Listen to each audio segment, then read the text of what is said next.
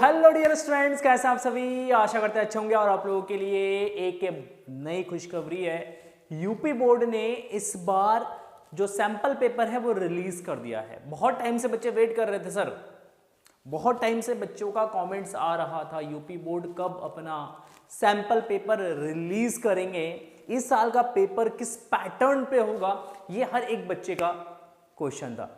Comment section भरा हुआ था। आ गया यूपी बोर्ड का सैंपल पेपर, यूपी बोर्ड ने रिलीज कर दिया है और उसी का सॉल्यूशंस जो है मैं लेके आया हूं आप लोगों के लिए, ताकि आप लोग इस क्वेश्चंस मतलब ये जो सैंपल पेपर है, सैंपल पेपर को आप सॉल्व कर सके, करके अपने कॉन्फिडेंस को बूस्ट कर सके। और इस साल का जो पेपर है लगभग इसी पैटर्न पे होगा और इन सैंपल पेपर्स में से बहुत सारे क्वेश्चंस आपके बोर्ड एग्जाम्स में आने वाले हैं। तो आज के इस वीडियो में बेटा क्वेश्चन पेपर को पूरा सॉल्व करेंगे, फुल सॉल्यूशंस होगा पेपर का, ठीक। डिटेल में हम डिस्कस करेंगे किस क्वेश्चन में कितना आपको लिखना है ना, कहां पे आपके मार्क्स डिटेक्ट हो सकते हैं, कहां पे कट सकते हैं आपके नंबर, उसके बारे में भी हम लोग डिस्कशंस करेंगे। तो आप लोगों से रिक्वेस्ट है, प्लीज वीडियो को एंड तक जरूर देखिएगा, वीडियो को एंड तक जरूर देखिएगा। और वीडियो पसंद आए तो प्लीज वीडियो को लाइक कर दीजिएगा और एक प्यारा सा कमेंट सेक्शन में जरूर लिखिएगा। देखिए बहुत सारे बच्चों को अभी भी डाउट्स हो रहा होगा कि सर ऐसे कैसे आप बोल सकते हैं कि यूपी बोर्ड ने अपना सैंपल पेपर रिलीज किया है, ठीक है। तो देखो ये यूपी बोर्ड की वेबसाइट है, ऑफिशियल वेबसाइट है यूपी बोर्ड के, ठीक। यहाँ पे देख सकते हैं लिखा हुआ है model paper all subject class wise 24-25, ठीक। ये आपका क्लास 9 का तो अभी इन्होंने डाला ही नहीं है, क्लास 10 के इन्होंने कुछ सब्जेक्ट के डाले जो मेजर सब्जेक्ट है, क्लास 11 के इन्होंने डाले ही नहीं सैंपल पेपर, ठीक। और क्लास 12 का इन्होंने डाला है। देखो आप जाओगे यहाँ पे नीचे तो अलग अलग सब्जेक्ट का, ये मैथ्स का यहाँ पे सैंपल पेपर है।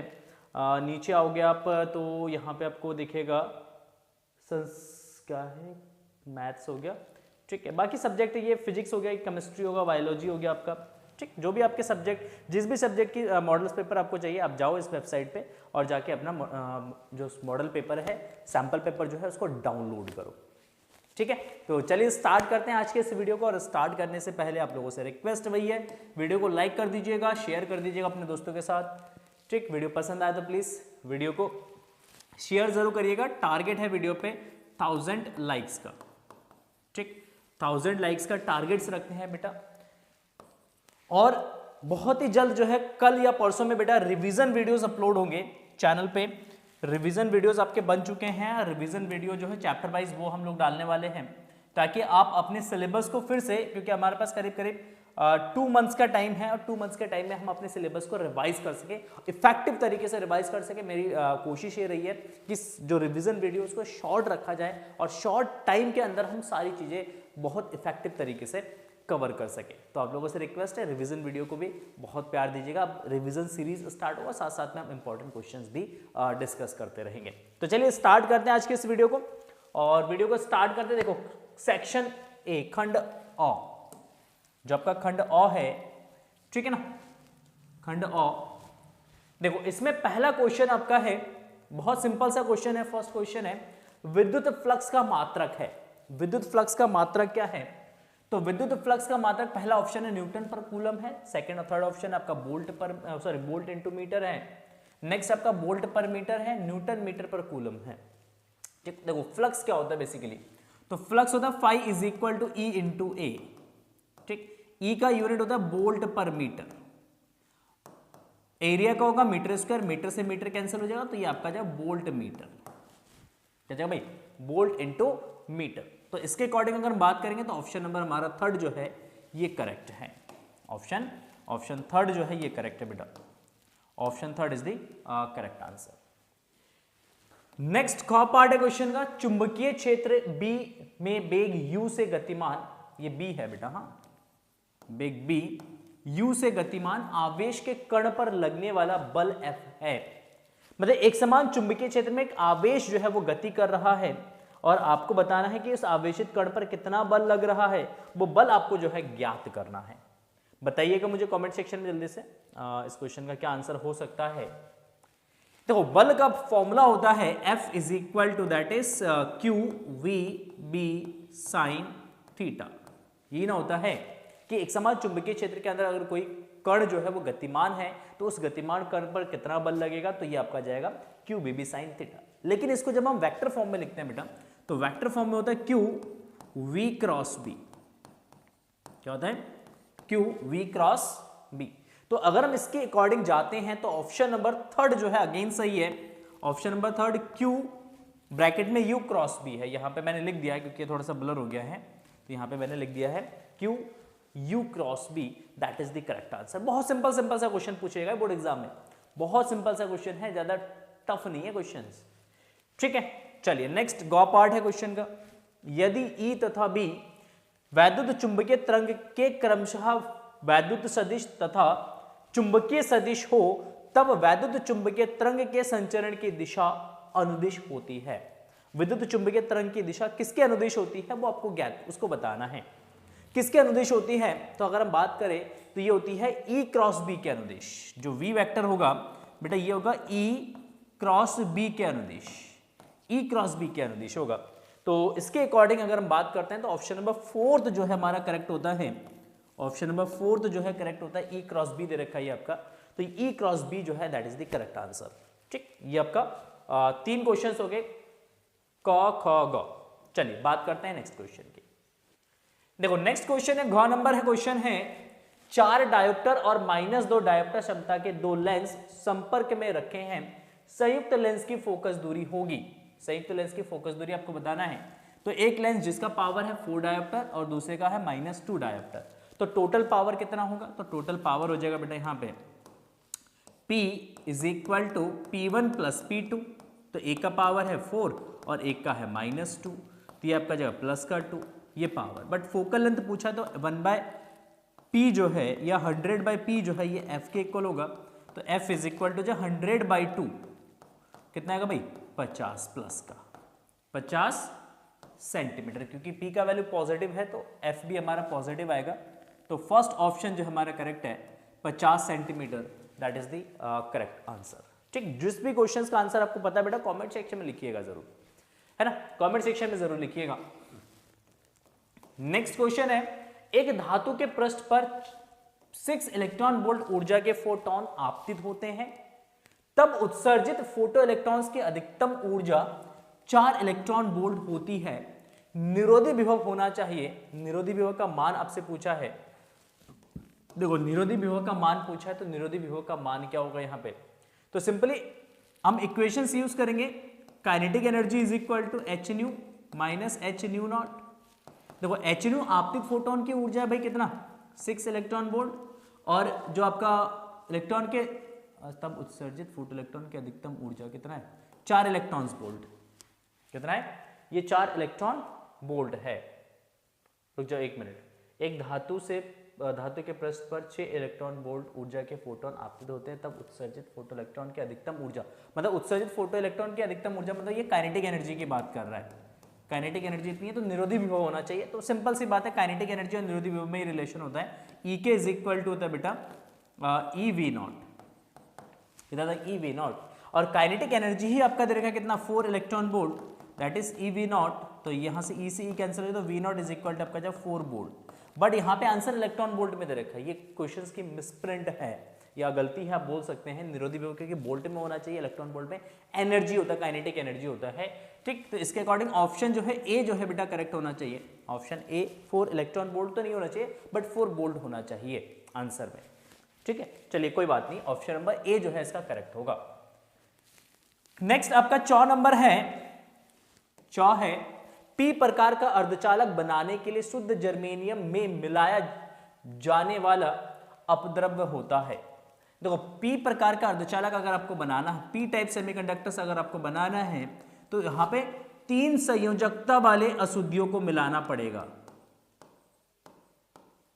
क्या लिख रहा हूं? संयोजकता,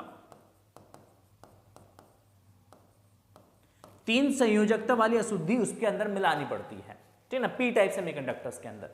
तो किसकी संयोजकता 3 होती है? ठीक, तो 3 संयोजकता वाली यहाँ पे है आपका फास्फोरस की 5 है, एंटीमनी की भी 5 होती है, आर्सेनिक की भी 5 होती है। ठीक, एंटीमनी की 5, ये आपका एल्यूमिनियम। क्या मिलाना पड़ेगा भाई? एल्यूमिनियम मिलाना पड़ेगा। ठीक, तो अगर पी टाइप सेमीकंडक्टर्स को अगर पी टाइप सेमीकंडक्टर्स अगर आपको बनाना है तो उसके लिए आपको उसके अंदर एल्यूमिनियम मिक्स करना पड़ेगा। अगर आप फास्फोरस मिक्स करते हैं तो वो एन टाइप सेमीकंडक्टर्स बन जाता है। ठीक है, तो वो एन टाइप सेमीकंडक्टर्स होता है फिर आपका। तो ये हो गया हमारे सेक्शन ए का जितने भी क्वेश्चंस थे सारे हम लोगों ने डिस्कस कर लिया। एमसीक्यूज था, डिटेल में हम लोगों ने सारे एमसीक्यूज को डिस्कस किया है। नेक्स्ट आते हैं खंड बॉ, और खंड बॉ में आपसे कह रहा है पहला क्वेश्चन कि विशिष्ट चालकता के लिए सूत्र एवं मात्रक लिखिए। 1 नंबर का क्वेश्चन है, सिंपल सा क्वेश्चन है। विशिष्ट चालकता जिसको हम स्पेसिफिक रेजिस्टेंस बोलते हैं या प्रतिरोधकता बोलते हैं, चालकता मतलब स्पेसिफिक कंडक्टिविटी होती है। क्या होती है? कंडक्टिविटी। देखो इसका मात्रक लिखेंगे तो R इज इक्वल टू क्या होता है भाई? R is equal to rho L by A। तो रो इज इक्वल टू क्या जाएगा? तो रो इज इक्वल टू जाएगा बेटा RA डिवाइडेड बाय L। ठीक, तो चालकता हो जाएगा विशिष्ट चालकता that is sigma is equal to 1 by rho. तो ये आपका जब 1 बाय रो इसका रेसिप्रोकल कर देंगे तो L upon R into A। ठीक, तो ये तो इसका सूत्र हो गया रो का। अच्छा, मात्रक क्या होगा? तो इसका मात्रक हो जाएगा बेटा सिंपल, अगर हम इसके मात्रक की बात करें तो इसका मात्रक हो जाएगा सिंपल, क्या होगा इसका मात्रक? तो इसका मात्रक हो जाएगा आपका L मीटर स्क्वायर, तो ये ओम इनवर्स मीटर इनवर्स, या इसको साइमन मीटर इनवर्स भी हम लिखते हैं। साइमन पर मीटर भी लिखा जा सकता, महो पर मीटर भी लिखा जा सकता है इसको, बट आप लिखिएगा ओम इनवर्स मीटर इनवर्स, ये इसका मात्रक हो जाएगा, ये इसका सूत्र हो जाएगा, याद करिएगा इस सूत्र को। ठीक है, चलिए बात करते हैं दूसरे क्वेश्चन की। ख नंबर क्वेश्चन है, 2 सीधे समानांतर अनंत लंबाई के धारावाही चालकों के प्रति एकांक लंबाई पर लगने वाले बल का व्यंजक लिखिए। कह रहे प्रति एकांक लंबाई पर कितना बल लग रहा है, उसके लिए आपको व्यंजक लिखना है। ठीक, तो प्रति एकांक लंबाई पर बल, प्रति एकांक लंबाई पर बल, तो प्रति एकांक लंबाई पर बल लगेगा बेटा F upon L is equal to mu naught I1 I2 upon 2 pi R। ठीक, ये हो जाएगा इसका फॉर्मूला कि प्रति एकांक लंबाई पर बल क्या है? तो प्रति एकांक लंबाई पर बल होता है आपका F upon L is equal to mu naught I1 I2 divided by 2 pi R। Simple सा फॉर्मूला है, याद करिएगा। इसका डेरिवेशंस मोस्ट इंपॉर्टेंट है, मोस्ट इंपॉर्टेंट क्वेश्चंस के सीरीज में जाके आप इसका डेरिवेशंस देख सकते हैं। बट अभी कल जो है बेटा आपका 4 चैप्टर का रिवीजन वीडियो अपलोड होगा, 4 चैप्टर का रिवीजन वीडियो अपलोड होगा, और इस रिवीजन वीडियो में भी इस फॉर्मूले के डेरिवेशंस को करवाया है मैंने, तो आप लोग उस डेरिवेशंस को जरूर देखिएगा, क्योंकि लगभग हर साल जो है इस टॉपिक पे क्वेश्चन आया हुआ है, चाहे वो 1 नंबर में क्वेश्चन पूछा गया है, 2 नंबर में पूछा गया, 5 नंबर में पूछा गया, हर साल आया हुआ है इस टॉपिक से। तो ये टॉपिक मोस्ट इंपॉर्टेंट है, इसको स्किप मत करिएगा। अगर आपने अभी तक नहीं पढ़ा है तो आप पढ़ लीजिएगा अच्छे तरीके से, इसको याद कर लीजिएगा। चलिए आगे बात करते हैं। गौ नंबर क्वेश्चन, 10 ओम प्रतिरोध तथा 10 हेनरी प्रेरकत्व की एक कुंडली 50 वोल्ट बैटरी से जोड़ी गई है। कुंडली में संचित ऊर्जा का मान ज्ञात कीजिए। कुंडली के अंदर कितना एनर्जी स्टोर्ड है वो आपको निकालना है, संचित ऊर्जा का मान निकालना है। तो ये जगह संचित ऊर्जा देखो U बराबर होता है बेटा 1/2 LI स्क्वायर, 1/2 LI स्क्वायर। अच्छा, I कितना, धारा क्या आ जाएगा? तो धारा जो V/R। देखो पोटेंशियल कितना अप्लाई किया भाई? पोटेंशियल अप्लाई किया है 50 वोल्ट। रेजिस्टेंस कितना है भाई? 10, डिवाइड करोगे तो कितना आएगा? 5 एम्पियर। ठीक, H दे रखा आपका, L दे रखा कितना? 10 हेनरी। L दे रखा 10 हेनरी, तो एनर्जी हो जाएगा U is equal to half of LI square. Value रख देना यहाँ पे, तो हाफ ऑफ L 10 गुणा I 5 का स्क्वायर, तो इसको भाग करिएगा 5 गुणा 25 बराबर 125 जूल। कितना एनर्जी स्टोर है इसके अंदर? 125 जूल एनर्जी जो है उस इंडक्टर्स के अंदर जो है वो आपका स्टोर है, 125 जूल एनर्जी स्टोर है। ठीक है, चलिए आगे बात करते हैं। नेक्स्ट आपका है क्रांतिक कोण की परिभाषा लिखिए। देखो परिभाषा ना जितनी भी है याद कर लीजिए, चैप्टर्स के अंदर आप देखेंगे तो 7-8 डेफिनेशंस होंगे, अगर चैप्टर बड़ा है तो 10 डेफिनेशंस होंगे। ठीक, कुल मिला के पूरे चैप्टर्स में देखोगे तो करीब करीब 70-80 डेफिनेशंस होंगे। तो उन डेफिनेशंस को जरूर याद कर लीजिएगा, क्योंकि डेफिनेशंस है ना बोर्ड एग्जाम्स में आते हैं और अच्छा खासा 8-10 नंबर का डेफिनेशंस पूछा जाता है बोर्ड एग्जाम में। तो डेफिनेटली 8-10 नंबर को कवर करने के लिए डेफिनेशन सारे याद होने चाहिए, क्योंकि कहाँ से पूछेंगे आपको नहीं पता। तो इसलिए जितनी भी डेफिनेशंस बुक में दे रखा है आप उसको याद करिए। अगर इस पर सेपरेट वीडियो चाहिए तो कमेंट सेक्शन में ज़रूर लिखिएगा। ठीक, डेफिनेशंस वीडियो डाल दीजिएगा, खाली कमेंट सेक्शन में क्या लिखना है, डेफिनेशंस वीडियो। एक वीडियो के अंदर हम सारे डेफिनेशंस को कवर कर लेंगे। ठीक है, क्लियर है। नाउ क्रांति कोण की परिभाषा लिखिए। क्रांति कोण की परिभाषा क्या है? क्रांति कोण की परिभाषा है कि सघन माध्यम में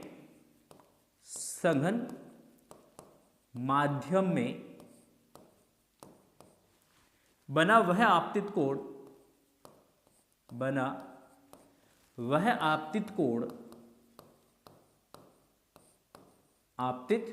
कोण जिस पर या जिसके लिए विरल माध्यम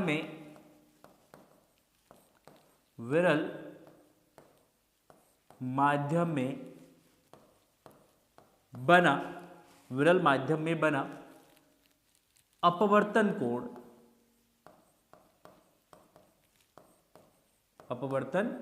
कोण 90 डिग्री का हो। जिसके लिए विरल माध्यम में बना अपवर्तन कोण कितने डिग्री का हो भाई? 90 डिग्री का हो, क्रांतिक कोण कहलाता है। उस आपतन कोण को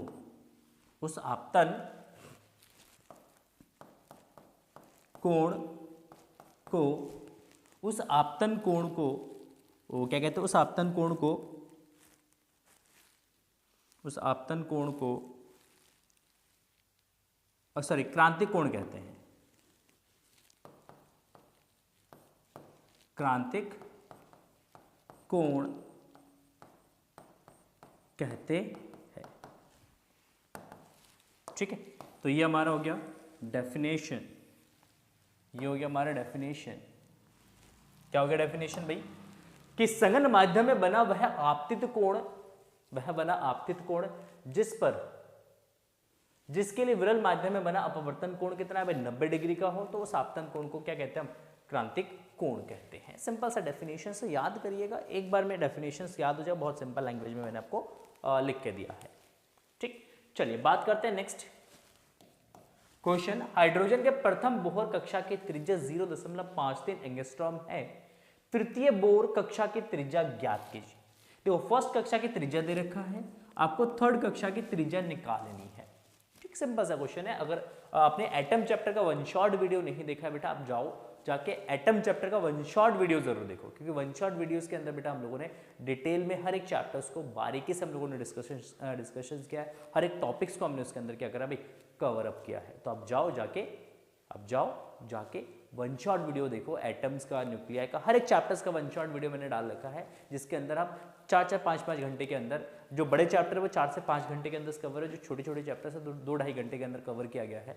ठीक, आप जाओ उन सारे वन शॉट वीडियोस को देखो और सारे चैप्टर्स को बहुत लिमिटेड टाइम्स के अंदर आप अपने उन सारे चैप्टर्स को क्या कर सकते हैं? प्रिपेयर कर सकते हैं। अगर आपने सिलेबस कवर कर लिया है तो अभी आप रिविजन्स वीडियोस स्टार्ट करेंगे। रिविजन्स वीडियोस को जरूर देखिएगा, क्योंकि रिविजन्स वीडियोस को अगर देखते हैं ना तो आपकी जो प्रिपरेशन है वो और स्ट्रांग हो जाएंगे।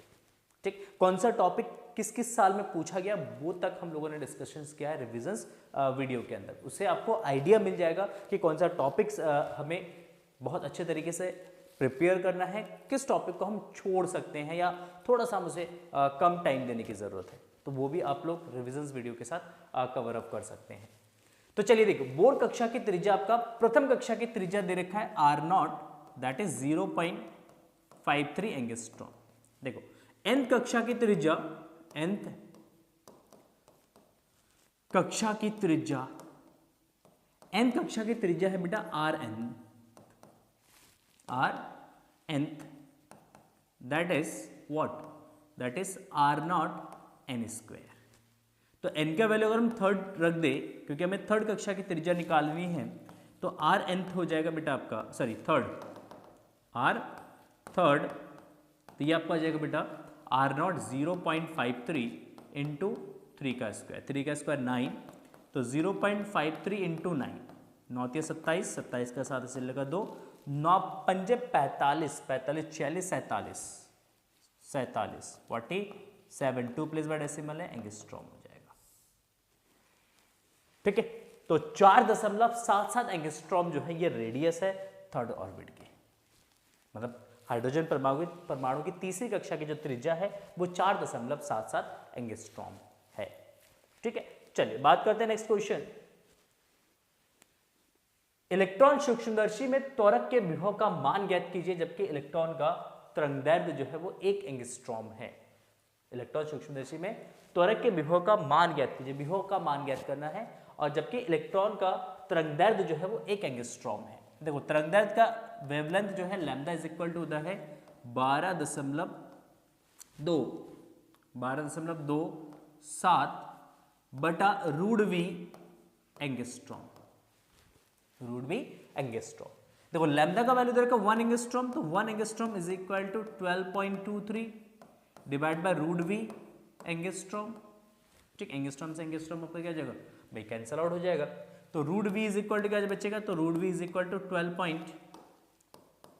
12.27 बचेगा, तो v इज इक्वल टू आपका जाएगा रूट ऑफ, सॉरी रूट नहीं स्क्वायर हो जाएगा, ये रूट इधर आके स्क्वायर हो जाएगा, तो 12.27 का स्क्वायर। ठीक, कमेंट सेक्शन में आंसर लिखिएगा, जो भी आंसर आएगा उसको इसमें बोल्ट में लिख दीजिएगा। ठीक, जो भी आंसर आएगा उसको बोल्ट में लिख दीजिएगा, आपका आंसर आ जाएगा। ठीक है, स्क्वायर करना है, जस्ट कैलकुलेशंस आप कर लीजिएगा और जो भी आंसर आता है कमेंट सेक्शन में लिख दीजिएगा। देखिए नेक्स्ट क्वेश्चन है, क्वेश्चन खंड है 100, अब स खंड है, और स खंड का पहला क्वेश्चन है 6 ओम के मोटे तार को खींचकर उसकी लंबाई दोगुनी कर दी जाती है, तार के नए प्रतिरोध की गणना कीजिए। कह रहे लंबाई को खींचकर हमने दोगुनी कर दी है, अगर लंबाई को दोगुनी कर देंगे तो तार का प्रतिरोध कितना बढ़ेगा या घटेगा वो आपको ज्ञात करना है। ठीक है, देखो सिंपल सा क्वेश्चन है, कॉन्सेप्ट क्या यूज करेंगे यहाँ पे, तो प्रारंभिक लंबाई आपका दे रखा है, प्रारंभिक लंबाई आपका दे रखा है कितना भाई, नहीं दे रखा है तो मान लेते हैं L है। न्यू लंबाई, नई लंबाई की बात करेंगे तो ये 2 गुना हो गया, ये इसको ले लेते हैं हम L डैश, तो L dash is equal to 12। अगर लंबाई 2 गुना होगा तो क्षेत्रफल कितना हो जाएगा, आधा हो जाएगा, तो हम इसके लिए कॉन्सेप्ट लगाएंगे, अतः AL is equal to A dash L dash, ये कॉन्सेप्ट होता है, याद रखिएगा कि प्रारंभिक आयतन और अंतिम आयतन आपस में क्या बराबर, प्रारंभिक आयतन और अंतिम आयतन आपस में क्या हो जाएंगे भाई, बराबर हो जाएंगे, तो AL is equal to A dash L dash हो जाएगा आपका। ठीक है ना, देखो AL is equal to A dash L dash कितना भाई, L डैश हो जाएगा आपका 2L, 2 से 2 कैंसिल, सॉरी L से L कैंसिल हो जाएगा, तो A डैश आपका हो जाएगा A/2, मतलब तार की लंबाई को अगर हम दोगुना कर देंगे तो उसका क्षेत्रफल जो है वो आधा हो जाएगा। सिंपल सी बात है, तार को आप खींचोगे तो वो पतला हो जाएगा। ठीक हो गया ना, अब हमारे पास प्रारंभिक प्रतिरोध दे रखा है कितना, 6 ओम, तो प्रारंभिक प्रतिरोध R that is row L/A, और इसका मान दे रखा है बेटा 6 ओम, कितना दे रखा है, 6 ओम दे रखा है। ओहो सर बहुत सुंदर, तो अंतिम प्रतिरोध या नए प्रतिरोध का मान कितना होगा, तो नए प्रतिरोध का मान होगा बेटा R dash is equal to rho L dash divided by A dash, तो रो L डैश आपका 2L, A डैश आपका A/2, 2 ऊपर मल्टीप्लाई में चला जाएगा तो 2 2 जा 4, रो L/A, तो रो L/A का वैल्यू कितना भाई 6, तो आपका 4 गुणा 6 बराबर 24 ओम, कितना जाएगा 24 ओम। तो अगर आप तार को खींचते हैं और तार को खींचकर लंबा कर देते हैं तो उस केस में तार का जो प्रतिरोध होगा बेटा वो 24 ओम हो जाएगा, कितना हो जाएगा 24 ओम। ठीक है, क्लियर है, नाउ नोट करिए इसको जल्दी से, कर लिया। चलिए आगे बढ़ते हैं, आगे बढ़ते हैं और आते हैं दूसरे क्वेश्चन पे, हम आते हैं दूसरे क्वेश्चन पे। देखो ख पार्ट है क्वेश्चन का, किसी प्रिज्म से अल्पतम विचलन कोण 30 डिग्री है, क्या कह रहा है, किसी प्रिज्म से अल्पतम विचलन कोण 30 डिग्री है, प्रिज्म के प्रथम अपवर्तक पृष्ठ पर अपवर्तन कोण 30 डिग्री है, प्रिज्म के पदार्थ का अपवर्तनांक ज्ञात कीजिए। कह रहे जो विचलन कोण है वो भी 30 डिग्री है और अपवर्तक पृष्ठ पर अपवर्तन कोण भी आपका 30 डिग्री है। अपवर्तन कोण 30 डिग्री दे रखा है, ठीक है। तो आपसे पूछा है भाई बताओ पदार्थ का अपवर्तनांक क्या होगा। तो सबसे पहले क्वेश्चन में क्या दे रखा है, न्यूनतम विचलन कोण।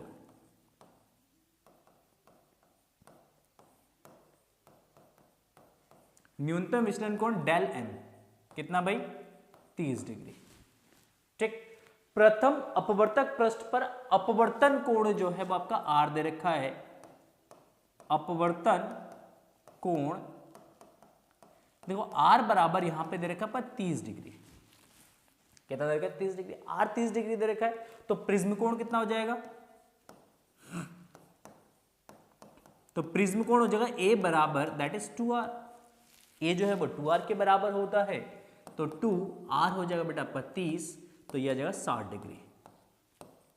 तो ए का मान 60 डिग्री आ गया। आपसे पूछा अपवर्तनांक क्या होगा प्रिज्म के पदार्थ का, तो अपवर्तनांक हो जाएगा आपका यहां पे del M is equal to what, that is sine A plus, अरे क्या लिख रहा हूं, अपवर्तनांक n बराबर ये आपका आ जाएगा बेटा साइन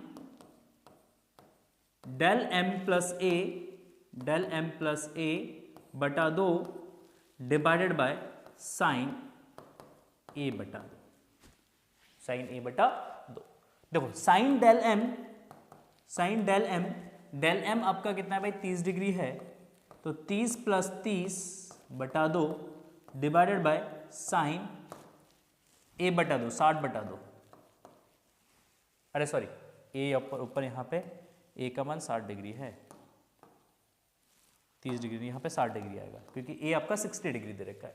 देखो 60 प्लस 30 90, 90 बटा 2 कितना जाएगा 45 और 60 बटा 2 30 हो जाएगा। तो ये आपका जाएगा यहाँ पे, तो n बराबर sine 45 divide by sine 30, sine 45 divide by sine 30। Sine 45 का मान कितना होगा 1/√2, साइन 30 1 बटा 2, 2 ऊपर चला जाएगा तो 2 बटा √2, √2 से इसको डिवाइड करो कितना आएगा √2, तो n बराबर आ जाएगा बेटा 1.414, ठीक। तो ये प्रिज्म के पदार्थ का अपवर्तनांक होगा 1.414 हो जाएगा, ठीक है।